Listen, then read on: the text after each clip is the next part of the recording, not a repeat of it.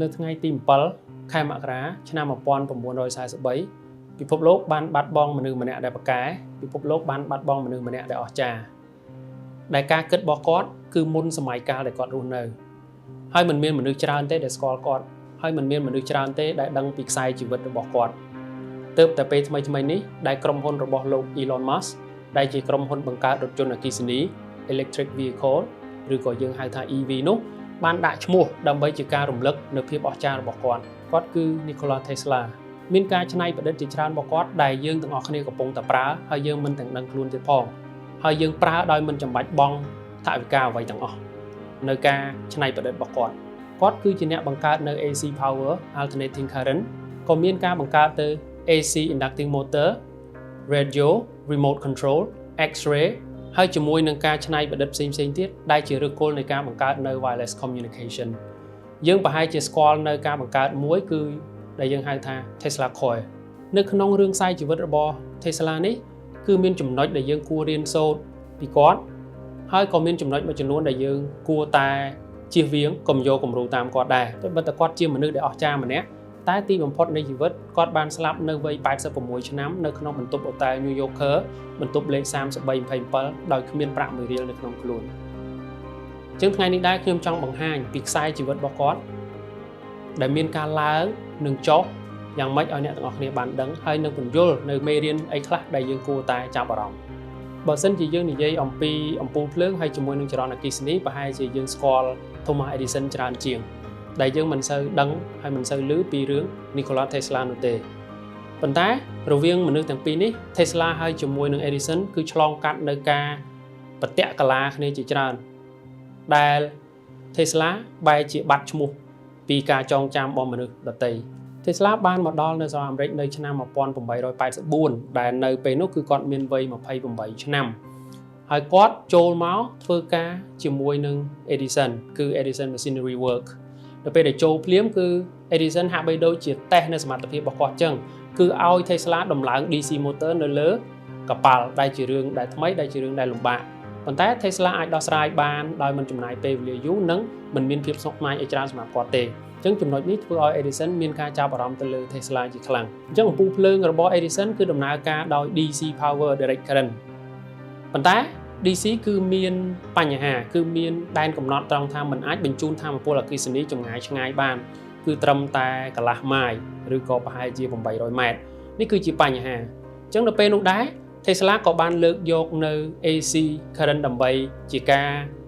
គិតពិចារណាឲ្យទៅ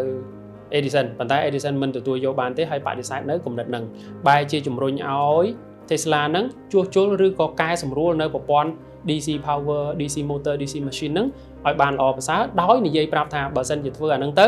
បានសម្រេចបានជោគជ័យនឹងជូនជារង្វាន់$50,000បាទអញ្ចឹង$50,000ពេលនោះគឺច្រើនហើយមិនបង្អង់យូរ Tesla ក៏ចាប់ផ្ដើមដោះស្រាយនៅបញ្ហាអស់ទាំងហ្នឹងហើយក៏បានដោះស្រាយនិងមានចម្លើយនៅក្នុងការដោះស្រាយម៉ាស៊ីនទាំងអស់ហ្នឹងមែនហើយនៅពេលដែលយកដំណោះស្រាយហ្នឹងមកឲ្យ Edison បែរជានិយាយថាអាហ្នឹងគ្រាន់តែជាការនិយាយលេងសើចទេអញ្ចឹងក្នុងពេលនោះដែរគឺ Tesla មានការខឹងជាខ្លាំងអញ្ចឹងនៅក្នុងរយៈពេលតែ6ខែគឺ Tesla បានដើរចេញលែងធ្វើការជាមួយនឹង Edison ទៀតបាទអញ្ចឹងក្រោយពេលពី Tesla បានឈប់ធ្វើការពី Edison គឺគាត់ធ្លាក់ខ្លួនគាត់ត្រឹមតែជាអ្នកជីកដីតាមផ្លូវដើម្បីកប់ខ្សែភ្លើងនោះដែលរកចំណូលបានត្រឹមតែ$2ក្នុងមួយថ្ងៃប៉ុន្តែជារឿងដែលល្អដែលគាត់តែងតែនិយាយពីគំនិតរបស់គាត់ដែលគាត់តែងតែប្រាប់ពីគំនិតរបស់គាត់នៅក្នុងការច្នៃប្រឌិត AC Power ដែលពេលនោះគឺគាត់បានតាក់ទាញការចាប់អារម្មណ៍ពី investor ដើម្បីឲ្យគាត់ចាប់ផ្ដើមច្នៃប្រឌិតឲ្យចេញទៅជា AC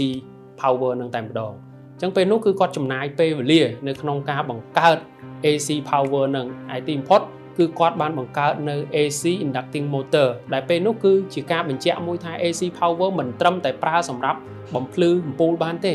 គឺអាចទាំងប្រើនៅក្នុងការធ្វើឲ្យម៉ាស៊ីនធុនធ្ងន់អាចដំណើរការបានផងដែរអញ្ចឹង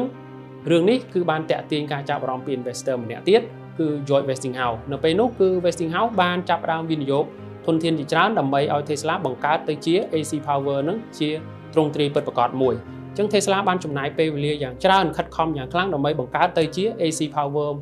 យ៉ាងពេញលក្ខណៈស្របពេលគ្នានោះដែរគឺជាពេលដែល DC Power ជួបនឹងបញ្ហាដូចគ្នាប៉ុន្តែ Edison គឺនៅតែមិនព្រមទទួលយកការពិតថា AC គឺជាប្រភពថាមពលដែលល្អប្រសើរជាងអញ្ចឹងពេលនោះគឺ Edison ចាប់ផ្ដើមកម្មវិធីផ្សព្វផ្សាយដើម្បីវាយប្រហារទៅ AC power ដោយគាត់ចាប់ផ្ដើមរៀបចំកម្មវិធីដូចជាយកសត្វតូចធំយកមកឆក់ឲ្យស្លាប់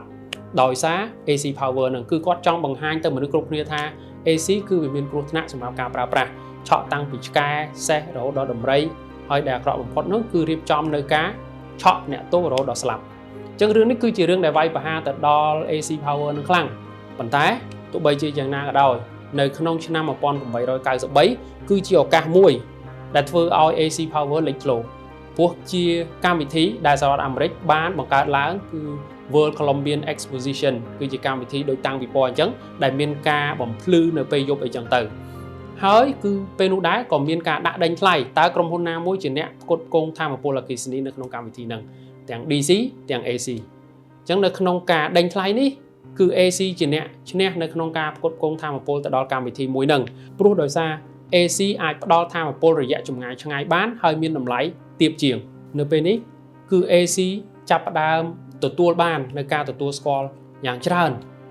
ហើយរឿងដែលអស្ចារ្យជាងនោះទៅទៀតគឺជាការដាក់ដេញថ្លៃនៅក្នុងការច្នៃប្រឌិតដើម្បីទាញយកថាមពលពី Niagara Falls ជាទឹកជ្រោះដែលធំជាងគេនៅសហរដ្ឋអាមេរិកដែលមានព្រំដែនជាប់ជាមួយនឹងប្រទេសកាណាដា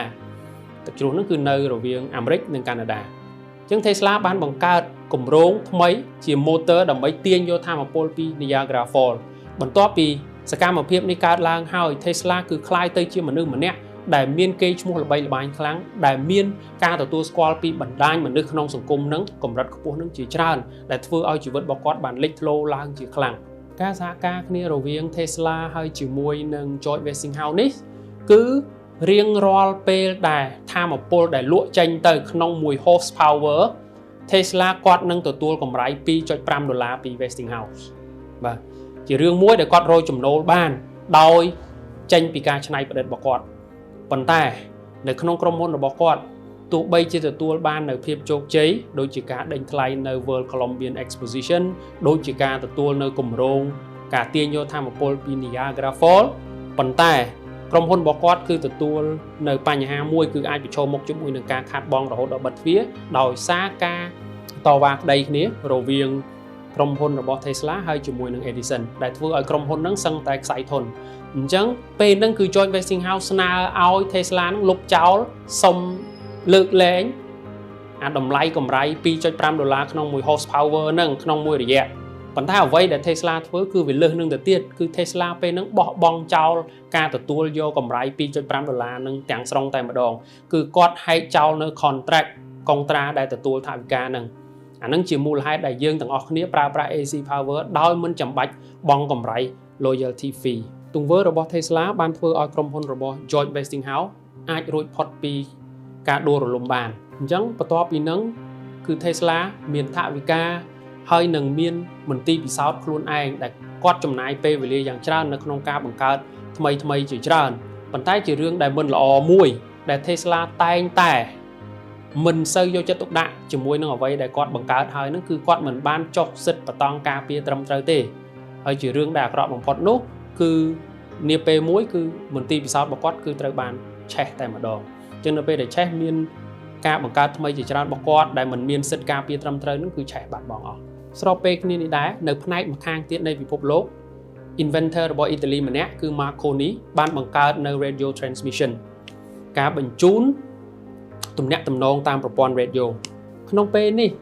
គឺផ្នែកជាច្រើនការបង្កើតថ្មីជាច្រើនគឺសិតតែជាការស្រាវជ្រាវរបស់ Tesla ប៉ុន្តែដោយសារគាត់មិនមានលិខិតបញ្ជាក់ឬក៏មានអង្គភាពណាមួយបញ្ជាក់ថាអានឹងជាការច្នៃប្រឌិតរបស់គាត់អញ្ចឹងគឺគាត់អត់អាចទទួលបានសិទ្ធិការពារទេអញ្ចឹង Marconi គឺក្លាយទៅជាអ្នកដែលទទួលនៅ Nobel Prize នៅក្នុងការបង្កើត radio communication Tesla មិនអូបន្លាយទៅលើរឿងការប្តឹងផ្តល់អីហ្នឹងទេក៏ចាប់ផ្ដើមនៅ invent បន្តទៀតគឺគាត់បានមានគម្រោងនៅក្នុងការបង្កើត Tesla Tower ដែលនៅក្នុងប្រវត្តិនៃការងារហ្នឹងគឺ Warden Cliff Tower ឬក៏យើងហៅថា Tesla Tower សាងសង់ឡើងនៅលើ Long Island អញ្ចឹងក្នុងការដែលគាត់បង្កើតនេះគឺគាត់មានបំណងនៅក្នុងការបង្កើតឧបករណ៍មួយដែលអាចបញ្ជូនថាមពលអគ្គិសនីដោយគ្មានខ្សែអញ្ចឹងពេលនោះដែរគឺការច្នៃប្រឌិតរបស់គាត់ ទទួលបានការចាប់អារម្មណ៍ពី investor មួយផ្សេងទៀតគឺ JP Morgan អញ្ចឹងពេលហ្នឹងគឺ JP Morgan បានដាក់ទុនវិនិយោគនៅក្នុងការបង្កើតនៅ Tesla Tower នេះប៉ុន្តែជារឿងដែលអាក្រក់នោះគឺដូចដែលបាននិយាយមិញអញ្ចឹងស្របពេលគ្នាជាមួយនឹងការបង្កើតរបស់គាត់គឺ Marconi បានទទួល Nobel Prize នៅក្នុងការបង្កើតនៅ radio communication អញ្ចឹងនៅពេលហ្នឹងដែរ JP Morgan បានដកទុនពី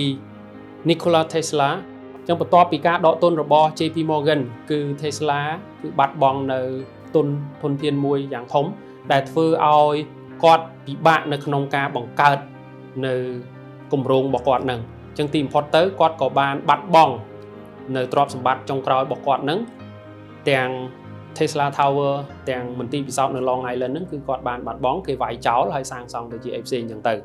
បាទអញ្ចឹងនៅក្នុងខ្សែជីវិតនេះគឺឃើញថាគាត់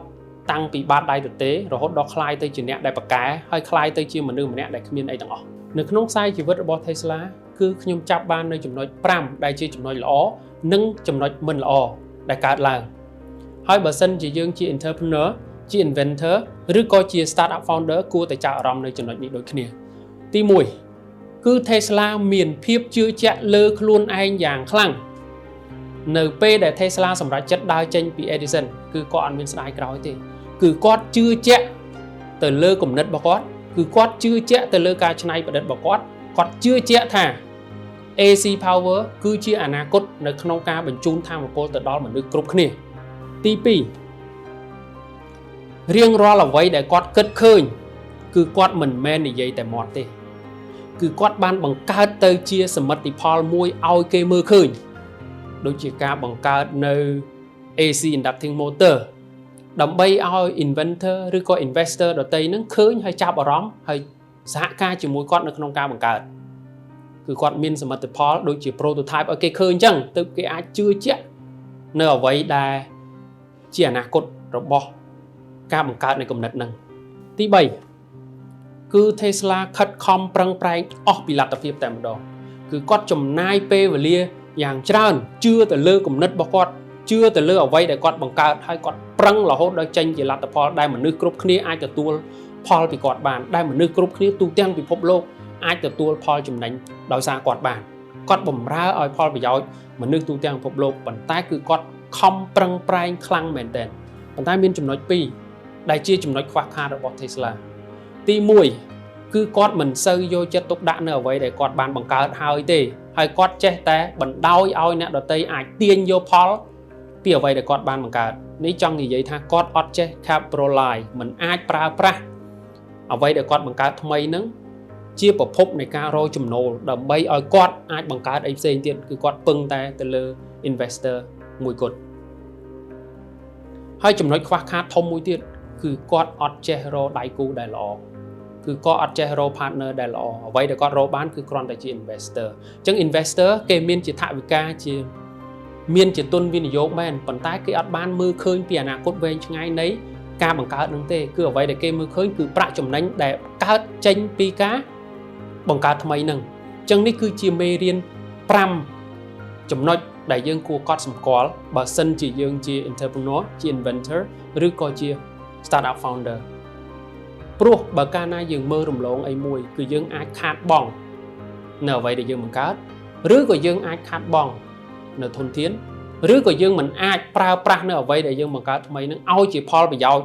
ដល់មនុស្សច្រើនគ្នាបានហើយយើងបាត់ឱកាសនៅក្នុងការបង្កើតថ្មីផ្សេងៗទៀតជាច្រើនដូច Tesla ដែរបើអញ្ចឹងសង្ឃឹមថារឿងខ្សែជីវិតរបស់ Tesla នេះអាចជាមេរៀនដើម្បីឲ្យយើងចាប់អារម្មណ៍ហើយឲ្យយើងរៀនសូត្រនិងជៀសវាងនៅចំណុចល្អនិងចំណុចមិនល្អរបស់ inventor ដ៏ល្បីល្បាញម្នាក់អូខេជួបគ្នានៅពេលក្រោយ